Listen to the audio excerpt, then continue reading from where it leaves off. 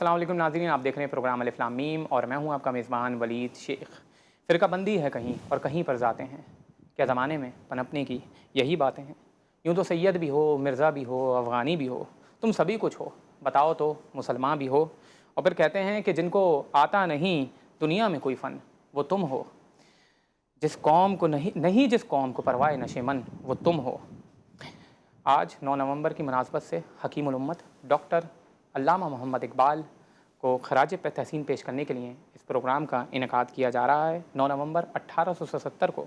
आपने सियालकोट के एक मजहबी घराने में आँख खोली और आप ही वो थे कि जिन्होंने तसव्वुर पाकिस्तान, एक मुल्क का तसव्वुर दिया मुसलमानों के लिए, इस खित्ते के मुसलमानों के लिए जो जुल्म व सितम जिनके ऊपर ढाया गया था। आपकी ज़िंदगी के बहुत सारे पहलू हैं और ऑब्वियसली तमाम पहलुओं को तो एक प्रोग्राम में कवर करना नामुमकिन नहीं तो कम से कम मुश्किल ज़रूर है। तो दुनिया की जिस तरह से अक्सर मारूफ़ शख्सियात के साथ होता है, उसी तरीके से अल्लामा इकबाल क्योंकि एक बहुत मशहूर और मारूफ़ शख्सियत हैं, उनके साथ भी काफ़ी तज़ादत पाए जाते हैं। बाज़ लोगों में उन्हें वलीउल्लाह दिखता है, तो बाज़ लोग उन्हें सर का लक़ब मिलने पर उन्हें तनकीद का निशाना बनाते हैं। तो वैसे तो बाज़ लोगों का मशगला ही होता है कि वो क्रिटिसिज़म करते रहते हैं हर दूसरी शख्सियत के ऊपर। मगर अल्लामा इकबाल की जो अफ़कार थे, ख़ास तौर पे जो तसव्वुर पाकिस्तान था, आज अगर हम वो जो तसव्वुर आज़ादी भी था उनका, आज अगर उसको हम अपने मुल्क में देखें कि अल्लामा इकबाल क्या ये पाकिस्तान चाहते थे? क्या ऐसी आज़ाद मुमलिकत चाहते थे मुसलमानों के लिए कि जहाँ पे हर तरीके की करप्शन, हर तरीके की बुराई पाई जाती है? यानी आप टेररिज़म देखें, आप हमारी सहाफ़त देखें, आप हमारा किसी भी शोबा या हाय ज़िंदगी को आप देखें, बर्बाद हो चुका है। यानी हर हवाले से हम पस्ती पे हैं। अल्लामा इकबाल ने ये अशार जो मेरे प्रोग्राम के शुरू में पढ़े, वो कब 100 साल पहले कहते हैं, मगर आज भी बिल्कुल सादिक उतरते हैं हमारी सोसाइटी के ऊपर। तो क्या वजूहात हैं कि आज तक हम इतना पीछे हैं, आज तक 100 साल पहले वाली प्रॉब्लम्स आज तक हमारे साथ मौजूद हैं। फिर तौहीन के नाम पर जो मुसलमान एक दूसरे के साथ कर रहे हैं, यानी 56 मुस्लिम ममालिक हैं, मगर उसके अंदर पाकिस्तान ही वो वाहिद मुल्क है कि जहाँ पर 99% केसेस जो तौहीन मज़हब के केसेस होते हैं वो मुसलमानों के ख़िलाफ़ ही होते हैं। और मुसलमान एक दूसरे के हवाले से किस तरीके का रवैया रखते हैं, यानी अल्लामा इकबाल 100 साल पहले कहते हैं कि तुम हो आपस में गज़बनाक, वो आपस में रहीम, तुम ख़ताकार व ख़ताबी, वो ख़तापोश व करीम। यानी ये वही प्रॉब्लम अगेन बता रहे हैं कि आपसी मामलात के हवाले से अल्लामा इकबाल बता रहे हैं कि तुम्हारा रवैया क्या है। आज 100 साल के बाद भी हमारा वही रवैया, यानी हमने कुछ नहीं सीखा। हमने अल्लामा इकबाल की बातें तो करते हैं, उनके ऊपर पीएचडी तो करते हैं, मगर हमारी ज़िंदगी अमली तौर पे हमारी क्या है, वो वही है 100 साल पुरानी, वही पुराने मसाइल हैं हमारे साथ। और फिर अल्लामा इकबाल की जो फ़िक्री अफ़कार हैं, ख़ास तौर पे दीन के हवाले से, वो इस्लाम को राइज़ होता हुआ देखना चाहते थे, तुलूए इस्लाम की बात करते थे, मगर हमें दिखता है कि वो कुछ एक ख़ास तबके, जो मज़हबी एक तबका है, उसको अपनी तनकीद का बार बार निशाना बनाते हैं अपनी शायरी में। कहते हैं कि मुल्ला को जो है सिंध में सजदे की इजाज़त नादां ये समझता है, इस्लाम है आज़ाद। फिर मकतब व मुल्ला व असरार कुरान को और मादरजात व नूर आफ्ताब, और इसी तरीके से अल्फाज मानी में तफावत नहीं, लेकिन मुल्ला की अज़ां और है और मुजाहिद की अज़ां और है। यानी इस किस्म के अफ़कार हमें मिलते हैं, जिस हवाले से ज़ाहिर से बात होने की ज़रूरत है, जिस हवाले से फ़िक्री नशिस्त लगाने की ज़रूरत है। तो इसी हवाले से बात करेंगे। वैसे तो तसानीफ़ इकबाल के हकीकी मानी और मफ़ाहीम के लिए तो हमें बहुत सारी नशिस्तें, ऐसी सैकड़ों नशिस्तों का इनेकाद करना पड़ेगा, मगर आज इस छोटी सी नशिस्त के ज़रिए हम चाहेंगे कि अल्लामा इकबाल के अफ़कार, उनकी शख्सियत को उजागर करें। हमारे साथ मौजूद हैं मारूफ़ आलिम दीन, किसी तारुफ़ के मोहताज नहीं है, मौलाना फ़ज़ल सुबहान साहब। और फिर हमारे साथ मौजूद हैं dean faculty of social sciences, Sialkot university, professor doctor Naveed Jameel Malik साहब। और फिर उनके साथ मौजूद हैं मारूफ़ शायर और अदीब सैयद काशिफ़ रज़ा साहब। मैं इन तमाम मेहमानों की खिदमत में सबसे पहले सलाम अर्ज़ करता हूँ और मैं गुफ्तगू का आगाज़ सबसे पहले सैयद काशिफ़ रज़ा साहब से करना चाहता हूँ। सर, अस्सलाम वालेकुम सर, कैसे मिजाज है, खैरियत से हैं? मैं सबसे पहले गुफ्तगू का आगाज़ डॉक्टर नवीद जमील मलिक साहब से करना चाहूँगा कि अल्लामा मोहम्मद इकबाल की ज़िंदगी के बहुत सारे पहलू हमारे सामने हैं और ज़ाहिर है इस छोटे से प्रोग्राम में उनकी ज़िंदगी के तमाम पहलुओं को कवर करना हमारे लिए नामुमकिन नहीं तो मुश्किल ज़रूर है। तो उसी हवाले से बात करेंगे। सबसे पहले अल्लामा इकबाल की जो फ़िक्र थी, जो मुसलमानों के हवाले से और एक इनकलाब बर्पा जो आप करना चाहते थे, मैं चाहूँगा कि आप उस हवाले से उनकी फ़िक्र को उजागर कीजिएगा। बहुत शुक्रिया फरीद साहब, आपकी इस सवाल के हवाले से जो मैं बात करना चाहूँगा वो यही है कि इकबाल ने जिस दौर में आँख खोली और उनकी शायरी के जो अदवार थे,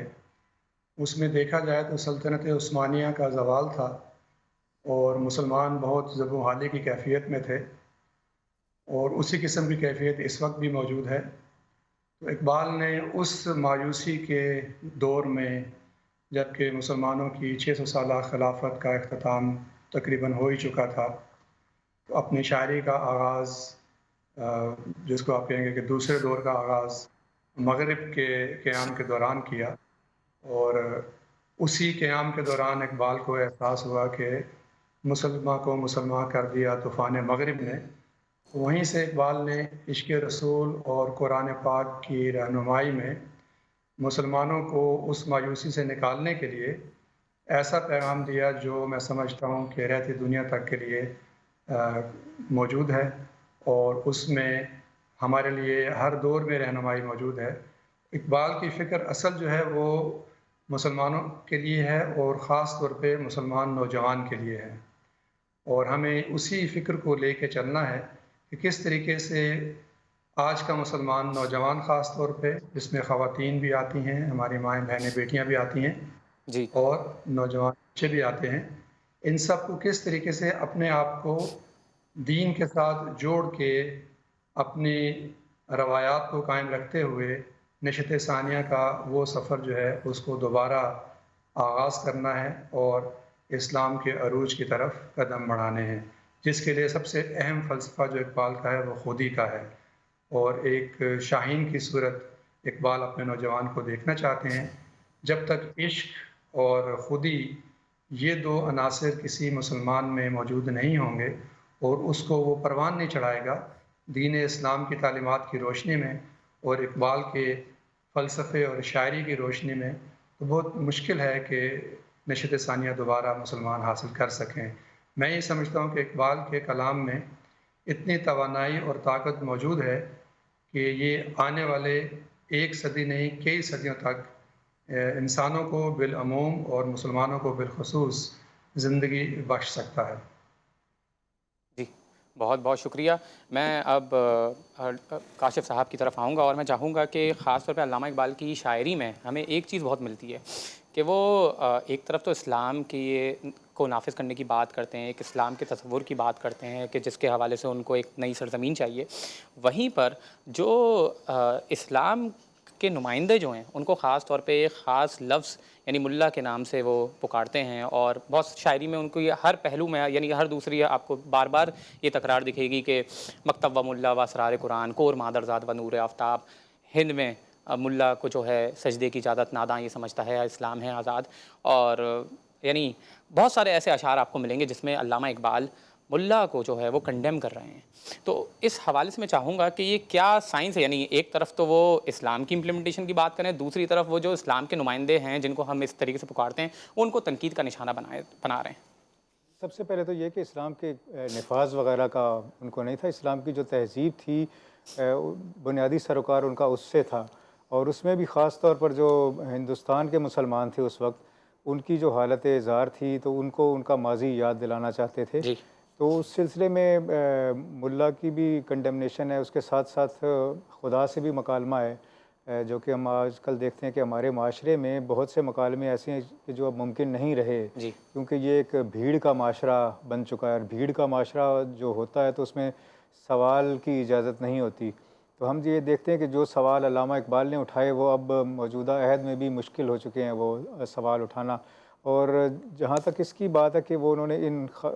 ایک خاص مذہبی طبقے کو کیوں تنقید کا نشانہ بنایا، حالانکہ وہ اسلامی تہذیب کو دوبارہ سے عروج پر دیکھنا چاہتے تھے۔ اس کی وجہ ان کا ایک جو تصور تھا حرکت یا تحرک کا تصور، انہوں نے ایک امیج جیسے اپنی شاعری میں پیش کیا ہے کہ اس اسلام میں حرکت ان کو اس طرح چاہیے جیسے گردش پرکار ہوتی ہے، جی کہ پرکار جو ہے ایک نقطے کے گرد حرکت کرتی ہے لیکن وہ مسلسل حرکت میں رہتی ہے۔ تو ان کا یہ خیال تھا کہ مسلمانوں کی تہذیب، مسلمانوں کا معاشرہ جمود کا شکار ہو گیا ہے، اور اس اصول حرکت کے اوپر انہوں نے زیادہ مفصل طریقے سے اپنی جو نثری کتاب ہے انگریزی کی reconstruction of religious religious thoughts thought in in Islam. Islam, اس میں خاص طور پر بات کی ہے، اور اس اصول حرکت سے کام لے کر اور اس سے استنباط کر کے انہوں نے اجتہاد کا تصور پیش کیا۔ اجتہاد کے تصور میں انہوں نے یہ بھی کہا کہ مسلمان پہلے اجتہاد کرتے تھے، جو شروع کی صدیاں تھیں مسلمانوں کی، اور اس میں جو نئے مسائل سامنے آ رہے تھے، نئے معاملات آتے تھے، تو اس کے حوالے سے اجتہاد جاری تھا، پھر اس کا دروازہ بند ہو گیا، تو اس وجہ سے وہ اجتہاد کی بات کرتے ہیں۔ دوسرا یہ ایک جو ان کے ہیں یہ خطبات، ان میں انہوں نے یہ بھی بات کی ہے کہ اجتہاد ایک مسلمانوں کے معاشرے میں اجتہاد کی اجازت پارلیمنٹ کو ہونی چاہیے، کیونکہ مسلمان ملک میں پارلیمنٹ مسلمانوں ہی کی نمائندہ ہوتی ہے، تو وہ ایک قسم کا علماء سے اجتہاد، پہلے تو علماء کے پاس جاتے ہیں اجتہاد کرانے کے لیے، لیکن وہ اس سے بھی آگے جا کے پارلیمنٹ کو اس کا حق دیتے ہیں، تو یہ اس زمانے میں اور ایون آج کے زمانے میں بھی بڑی انقلابی بات ہے۔ بہت بہت شکریہ ناظرین، ہمارے ساتھ رہیے گا، ایک چھوٹا سا بریک لیں گے اور اس کے بعد علامہ اقبال کی زندگی کے مزید پہلوؤں کو ایکسپلور کریں گے۔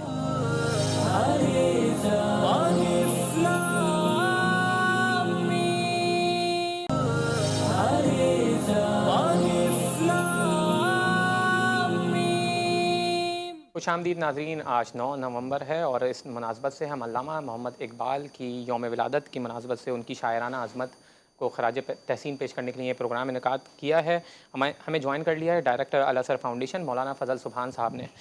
علامہ صاحب، تم ہو آپس میں غضبناک وہ آپس میں رحیم، تم خطا کار و خطا بین وہ خطا پوش و کریم۔ علامہ اقبال کا خاص طور پہ کیونکہ ایک درد رکھتے تھے مسلم کمیونٹی کے حوالے سے،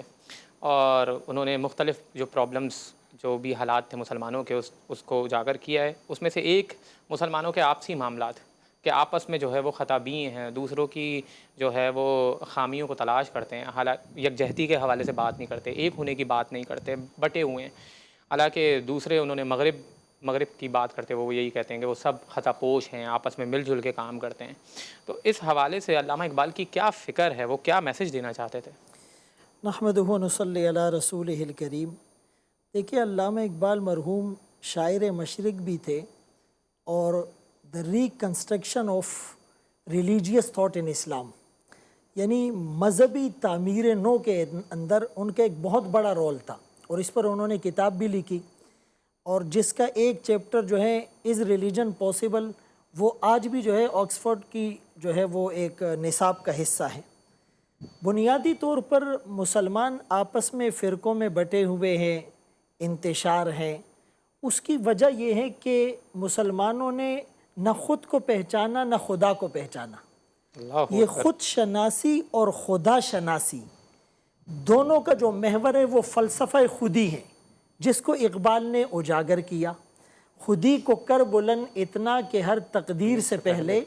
خدا بندے سے خود پوچھے کہ تیری رضا کیا ہے۔ اور دوسری جگہ یوں کہا کہ خودی کے ساز میں ہے عمر جاویداں کا سراغ، خودی کے سوز سے روشن ہے امتوں کے چراغ۔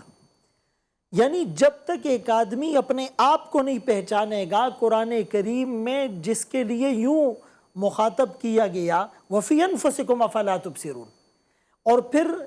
انسان جب عالم آفاق پر اور عالم اکبر پر نظر نہیں ڈالے گا، سَنُرِيهِمْ آيَاتِنَا فِي الْآفاق، تو پھر اس کے اندر جو اسلام کا ایک درد ہے یا اسلام کا جو ایک میسیج ہے وہ اس کے اندر نہیں آئے گا۔ اقبال مرحوم نے ان کی پوری شاعری کو اگر دیکھا جائے تو قرآن اور حدیث کے احکامات کو اس نے شاعرانہ انداز میں اور کہیں نثر کے انداز میں پیش کیا۔ منفعت ایک ہے اس قوم کی، نقصان بھی ایک، رسول پاک بھی، دین بھی، ایمان بھی ایک، حرم پاک بھی، اللہ بھی، قرآن بھی ایک، کچھ کیا بڑی بات تھی ہوتے جو مسلمان بھی ایک، فرقہ بندی ہے کہیں اور کہیں ذاتیں ہیں، کیا زمانے میں پنپنے کی یہی باتیں ہیں؟ وَاعْتَصِمُوا بِحَبْلِ اللَّهِ جَمِيعًا وَلَا تَفَرَّقُوا۔ قرآن کریم کے اندر اللہ کریم نے جو جوڑنے والی چیز بتلائی ہے، جو ون پوائنٹ ایجنڈا اور کامن ایجنڈا بتلایا ہے، وہ ہے قرآن کریم کو مضبوطی سے تھام لینا۔ اقبال نے تبھی تو کہا ہر لحظہ ہے مومن کی نئی آن نئی شان، کردار میں گفتار میں اللہ کی برہان، قہاری و غفاری و قدوسی و جبروت، یہ چار عناصر ہو تو بنتا ہے مسلمان۔ یہ راز کسی کو نہیں معلوم کہ مومن قاری نظر آتا ہے حقیقت میں ہے قرآن۔ تو جب تک آپ قرآن کریم پر عمل نہیں کریں گے اور قرآن کریم کے مطابق اپنی زندگی बसर नहीं करेंगे। किसी ने क्या खूब कहा कि कुरान को ज़िंदगी में ले आओ, कुरान तुम्हारी ज़िंदगी बना देगा। आज कहीं से भी कुरान को खोल कर देखा जाए, जो कुरान में है कुछ और हैं, जो हम कर रहे हैं कुछ और है। इकबाल ने अपनी शायरी के ज़रिए से मुस्लिम उम्मा को झंझोड़ने की और बेदार करने की एक कोशिश की है, और वो एक मीनार नूर शख्सियत के हामिल थे। और इकबाल मरहूम ने बर्रे सगीर में गोया के एक पूरे अहद को मुतासिर किया है, और 20वीं सदी के अंदर इनको एक मुजद्दिद और एक अहद आफरी शायर की जो हैसियत मिली है, उनका इक्तिसाब फैज़ और उनके असर से असर लेने वाले और मुतासिर होने वालों का हल्का बहुत वसी है। आज हम इकबाल की शायरी को इस दर्द के साथ जब पढ़ेंगे तो इंशाअल्लाह मुस्लिम उम्मा के अंदर फिर से वो निशात सानिया और वही लहर जो है वो आ जाएगी, और ये फिर कामयाबी की राहों पर गामजन हो जाएगा। बहुत बहुत शुक्रिया। अब मैं डॉक्टर जमील मलिक साहब की तरफ आऊँगा। डॉक्टर साहब, अल्लामा इकबाल नौजवानों को ख़ास तौर पे पैगाम देना चाहते थे और उनको बाकिरदार एक मिसाली किरदार अपनाने की तलकीन किया करते थे। ख़ास तौर पे आज आपको पता है कि फ़लस्तीन में जो जुल्म सितम ढाया जा रहा है, इस मौके के ऊपर अल्लामा इकबाल के जो शाहीन थे, जो उनका मैसेज था नौजवानों के लिए, अगर उसके ऊपर अमल दरामद होता तो क्या ही बात थी। मगर मैं चाहूँगा कि वो उस मैसेज को आप उजागर करें इस प्रोग्राम के ज़रिए कि वो क्या मैसेज था, वो क्या फ़िक्र थी जो अल्लामा इकबाल नौजवानों को देना चाहते थे। फलीद साहब, बात इस तरीके से है कि इकबाल ने जो पैगाम दिया है ना, वो फितरत शनासी का पैगाम है। और उस हवाले से इकबाल ने फरमाया कि फितरत के मकासद की करता है निगहबानी, या बंदा सहराई या मर्द कोहस्तानी। और इस चीज़ को पैदा करने के लिए आज के नौजवान को एक सोच पैदा करना होगा अपने कल्ब व जिगर में, क्योंकि जब तक इश्क की कैफियत में नौजवान इश्क हकीकी जिसको हम कहते हैं, या उम्मत का गम जो है सोज़े जिगर, वो जब तक नौजवान अपने अंदर अपनी अमली ज़िंदगी में लेकर नहीं आएगा, उस वक्त तक वो इकबाल का शाहीन नहीं बन सकेगा। और उस पर इकबाल ने ख़ुद भी दुआ भी की कि जवानों को सोज़े जिगर बख्श दे, मेरा इश्क मेरी नज़र बख्श दे। तो ये नज़र ज़ाहिरी आँख की भी है और दिल की आँख की नज़र भी है। तो जब तक ये नज़र पैदा नहीं होगी नौजवानों के अंदर, अब ये हम पढ़ तो लेते हैं, सुन भी लेते हैं, समझ भी लेते हैं, लेकिन इसको अपने ऊपर लागू करने के लिए हम में से बहुत कम लोग तैयार हैं। बहुत बहुत बड़े इकबाल शनास इस मुल्क में मौजूद हैं। जितना काम मैं समझता हूँ अल्लामा इकबाल के फ़लसफ़े और शायरी पे पिछले 75 साल या उससे भी कुछ ज़्यादा कह लें हो चुका है, मगरिब में भी और मशरिक़ में भी, और ख़ास तौर पे हमारे फ़ारसी और इंग्लिश और उर्दू ज़ुबान के जो मुहक्किकीन हैं, उन्होंने जो इकबाल पे तहक़ीक़ात की हैं, और ये मुस्तकिल हो रही हैं। सिर्फ़ तहक़ीक़ात करने से और इकबाल की फ़िक्र को फ़नी महासिन के ज़रिए देखने से बात नहीं बनती, क्योंकि अदीब का अपना नुक्ता नज़र होता है। मैं बुनियादी तौर पे इंजीनियरिंग बैकग्राउंड से हूँ, सोशल साइंस में मेरी PhD है। इकबाल के ऊपर हम यहाँ यूनिवर्सिटी ऑफ सियालकोट में इकबाल और रूमी स्टडीज़ सेंटर भी हमने कायम किया है, और हम इसी मकसद के तहत काम कर रहे हैं। ज़ाहिर शहर इकबाल में मैं बैठा आपसे बात कर रहा हूँ, और जब मैं यहाँ आया 4 साल पहले, तो मुझे अंदाज़ा हुआ कि शायद इकबाल ने इस सियालकोट की सरज़मीन या इसके इर्द गिर्द के जो इलाके थे उसी के बारे में कहा था कि ज़रा नम हो तो ये मट्टी बड़ी ज़रख़ेज़ है साकी। तो मैंने सियालकोट के लोगों को देखा, 4 साल से उनके साथ काम भी कर रहा हूँ, उनके साथ रह भी रहा हूँ। तो जितना ज़रख़ेज़ी इस इलाके में है, नौजवानों में भी और बुज़ुर्गों में भी, वो और जगह पे मैंने नहीं देखी। मैंने बहुत जगह पे काम किया, कराची में भी मैं रहा, पिंडी इस्लामाबाद मेरा अपना आबाई इलाके हैं, और सऊदी अरब में, मलेशिया में, इन इलाकों में, इन मुल्कों में काम करने का मुझे मौका मिला। लेकिन मैं ये समझता हूँ कि इकबाल का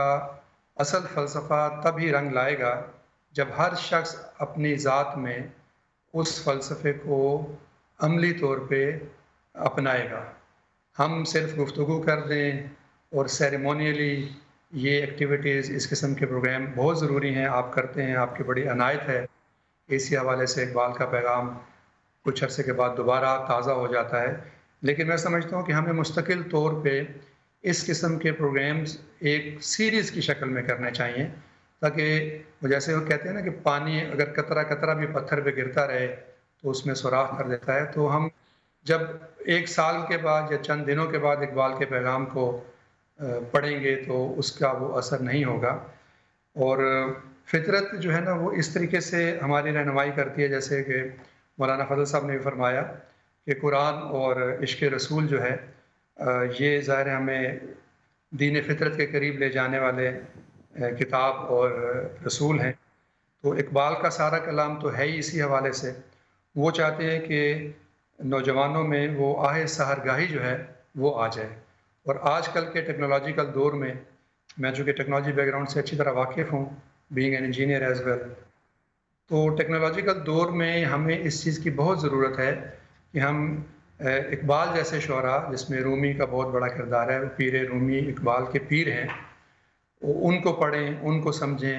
اور اپنے عقل و دل اور روح اور بدن، ان چاروں چیزوں کے اوپر اس کے فلسفے کو، اقبال کے فلسفے کو، کیونکہ قرآن پاک میں بھی قلب کے اوپر بہت بات ہوئی ہے۔ روح جو ہے وہ اللہ تعالیٰ نے فرمایا نا کہ میں نے اپنی روح تم میں پھونک دی، تو ہمیں اس روح کی پرورش کی، اس کو پاک کرنے کی، اس کو اللہ سے جوڑنے کی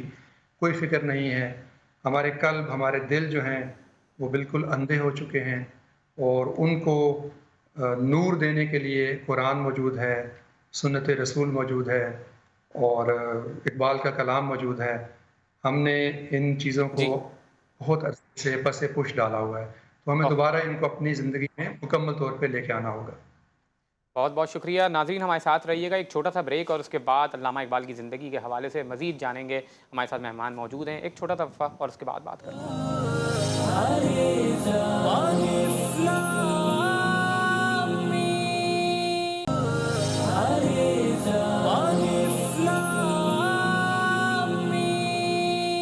خوش آمدید ناظرین، 9 نومبر کا دن ہے اور یوم ولادت ہے علامہ اقبال کی، اسی کی مناسبت سے ان کو خراج تحسین پیش کرنے کے لیے اس پروگرام کا انعقاد کیا گیا ہے۔ ہمارے ساتھ سید کاشف رضا صاحب موجود ہیں۔ کاشف صاحب، علامہ اقبال کی جمہوریت کے حوالے سے بھی کافی شاعری ملتی ہے، سیاست کے حوالے سے ملتی ہے، اکنامکس کے حوالے سے ملتی ہے، ان کے اس حوالے سے کیا افکار تھے؟ وہ علامہ اقبال کو بہت زیادہ اس بات کا احساس تھا کہ مسلمان جو ہیں، خاص طور پر ہندوستان کے مسلمان، وہ انگریزی تعلیم یا انگریزی قبضہ جب سے ہوا ہے ہندوستان پہ، تو وہ تعلیم اور اس کے بعد معاش کے میدان میں بہت پیچھے رہ گئے ہیں۔ تو ان کی سب سے پہلی کتاب جو شائع ہوئی، شاعری کی بھی کسی کتاب سے پہلے اور نثر کی بھی، باقی جو نثر کے افکار ہیں اس سے بھی پہلے، تو وہ علم الاقتصاد تھی۔ اچھا، تو 1905 میں تقریباً وہ شائع ہوئی تھی، ان کے لندن جا کے دوبارہ مزید تعلیم حاصل کرنے سے بھی پہلے۔ تو معاشی مسئلہ جو مسلمانوں کا تھا اس سے وہ بڑے کنسرنڈ رہتے تھے، اور بالآخر وہ جو خطبہ الہ آباد میں انہوں نے پاکستان کا ایک تصور پیش کیا، جس کے خطوط تو بعد میں واضح ہوئے، تو اس کی بھی ایک مقصد یہ تھا کہ مسلمانوں کا ایک ملک ہوگا جہاں وہ جمہوریت کی بنیاد پر اقلیت نہیں رہیں گے، اور وہ مسلمانوں کا ملک ہوگا۔ وہ بعد میں پھر یہ بحث دوسرا رخ اختیار کر گئی کہ مسلمانوں کے ملک میں کون سا قانون نافذ ہوگا۔ اچھا، خطبہ الہ آباد کے بعد انہوں نے جب یہ الزام لگایا گیا کہ انہوں نے ایک الگ ملک کا مطالبہ کیا ہے، تو انہوں نے اس کو ریٹریکٹ بھی کیا تھا، لیکن بعد میں 1936 کے بعد علامہ اقبال نے جو قائد اعظم کے نام خطوط لکھے، تو اس میں انہوں نے ایک بار پھر وہ واضح کیا، اور وہ خطوط شائع بھی ہو چکے ہیں، اس میں ایک بار پھر واضح کیا کہ اب مسئلہ مسلمانوں کا اس نوعیت کا ہے، اس نہج پہ پہنچ چکا ہے کہ اب ہمیں وہ ایک جو اس وقت جو یو پی کی اقلیت تھی، یو پی میں مسلمانوں کی اقلیت تھی، اس کو بچانے کے لیے یہ کہا جاتا تھا کہ پنجاب میں مسلمانوں کی اکثریت جو ہے اس کو تھوڑا سا کم کیا جائے۔ تو علامہ اقبال نے قائد اعظم کو یہ مشورہ دیا کہ اب وقت آ گیا کہ جو ہندوستان کے وسطی صوبوں کے مسلمان ہیں، ان پر فوکس کرنے کے بجائے یہ فوکس کیا جائے کہ جن ریاستوں میں مسلمانوں کی اکثریت ہے ان کو آزاد ملک بنایا جائے۔ تو بیسیکلی وہ مسلمانوں کا ایک ملک وہ بنانا چاہتے تھے، اور اس کے بارے میں انہوں نے آخری زمانے میں قائد اعظم کے خطوط بھی لکھے تھے۔ یعنی اس سے کوئی تعلق نہیں ہے کہ وہ کوئی اسلام کا کوئی چاہتے تھے ملک کہ وہاں پہ اسلام کی امپلیمنٹیشن ہو، بلکہ وہ صرف مسلمانوں کے لیے چاہتے تھے، یعنی سیکولرزم ہو یا اسلام کا قانون ہو، اس حوالے سے یہ واضح نہیں ملتا ہمیں۔ نہیں، یہ واضح نہیں ملتا، بلکہ وہ جو ترکی میں 1924 میں آتا ترک کا انقلاب آیا تھا اس کی بھی بہت حمایت کی انہوں نے، اور چونکہ ان کا خیال یہ تھا کہ یہ مسلمانوں ہی کا ملک ہے اور اب ایک آزاد ملک ہو گیا ہے، اور اگر ہندوستان میں بھی ایک ایسا ملک بنتا ہے جو مسلمانوں کا ملک ہوگا تو اس میں پھر آگے بات کی جا سکتی کہ اس میں کس طرح کے قوانین نافذ ہوں گے، لیکن مسلمانوں کو تحفظ حاصل ہوگا۔ لیکن جہاں تک وہ اس کے قوانین کی بات ہے، اس پر بھی انہوں نے گفتگو کی ہے، اور جو reconstruction of religious thought in Islam ہے اس میں انہوں نے جیسے کہ میں نے پہلے بتایا کہ وہ اصول حرکت کے بڑے حامی اور مداح تھے، تو وہ ایک متحرک دین کو چاہتے تھے، کیونکہ اسلام کا جو تصور ہے مذہب کا وہ جامد مذاہب سے مختلف ہے، وہ دین کا تصور ہے، اور دین جو ہے وہ اس کو جو معاملات سامنے آتے رہتے ہیں جدید زمانے کے، اس کے حوالے سے جو نئے چیلنجز سامنے آتے ہیں اس کا جواب بھی دیا جا سکتا ہے، تو اس کا طریقہ اجتہاد ہے۔ اس اجتہاد کے لیے انہوں نے بڑے انقلابی گفتگو کی اپنے ان خطبات میں، اور میرا نہیں خیال کہ اس کا بھی وقت ہوگا کہ اس پر بھی بات کی جائے۔ بہت بہت شکریہ مفتی صاحب۔ جن کو آتا نہیں دنیا میں کوئی فن تم ہو، نہیں جس قوم کو پروائے نشے من تم ہو۔ علامہ اقبال نے 100 سال پہلے یہ بات کہی تھی، آج بھی بالکل حقیقت ہے۔ کیا ماجرا ہے، مسلمان کیوں ہنر میں کسی بھی حوالے سے کسی بھی شعبے میں آگے بڑھ نہیں پائے؟ میرے خیال میں علامہ اقبال مرحوم کا جو آخری دور تھا تو وہ مذہب اور دین کے بہت زیادہ قریب ہو گئے تھے، اور اس کا اظہار ان کی شاعری سے بھی ہوتا ہے۔ جیسے انہوں نے کہا تھا کہ جلال بادشاہی ہو کہ جمہوری تماشا، جدا ہو دی سیاست سے تو رہ جاتی ہے چنگیزی۔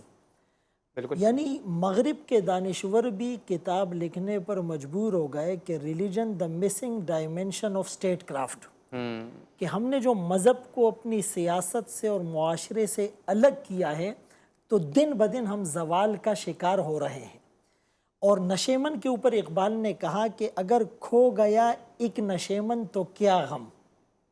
اگر کھو گیا ایک نشیمن تو کیا غم، یعنی اس پر انہوں نے کہا کہ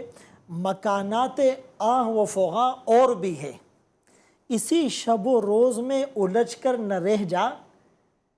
تیرے زمان و مکان اور بھی ہے۔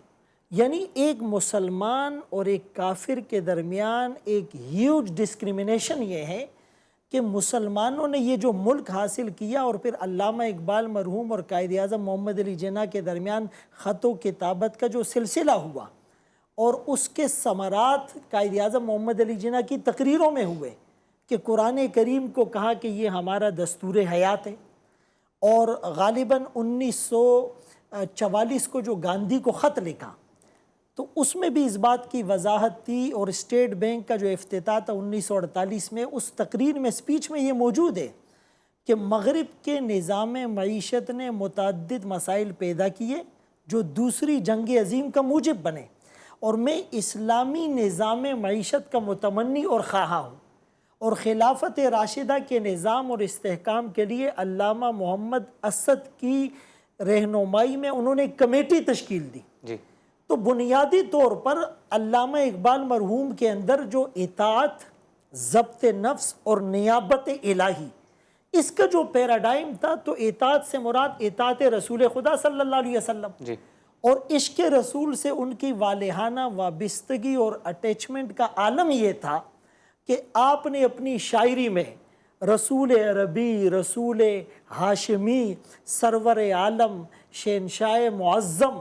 اور دانائے سبل اور ختم الرسل اور مولائے کل اور طٰہٰ اور یاسین، یہ جو آپ نے القابات استعمال کیے، اور قادیانیت کے خلاف کھل کر جو کہا کہ محمد الرسول اللہ صلی اللہ علیہ وسلم کی ختم نبوت کا منکر اور ان کی خاتمیت سے انکار کرنے والا وہ پاکستان اور اسلام اور مسلمانوں کا دشمن ہے،